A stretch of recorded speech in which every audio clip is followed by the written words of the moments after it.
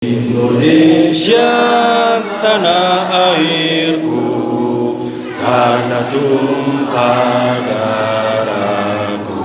Viral di media sosial sebuah video jemaah mengumandangkan lagu kebangsaan Indonesia Raya sebelum melaksanakan salat tarawih.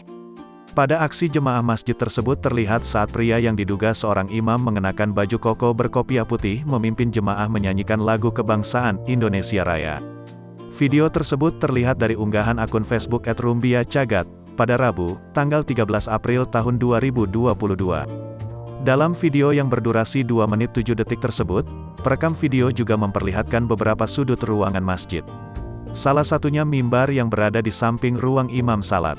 Video menunjukkan jemaah berdiri sudah dalam syaf masing-masing menyerukan lagu Indonesia Raya. Jemaah laki-laki terlihat di bawah, sementara jemaah perempuan berada di lantai 2. Setelah berkumandang lagu Indonesia Raya, Bilal mengumandangkan seruan salat tarawih berjemaah. Belum diketahui pasti keterangan tempat dan waktu peristiwa jemaah menyanyikan lagu kebangsaan Indonesia Raya itu terjadi. Namun, video tersebut telah berhasil menarik perhatian publik, hingga video itu diunggah telah ditonton oleh lebih dari 200.000 penonton dan mendapat beragam komentar pro dan kontra dari warganet.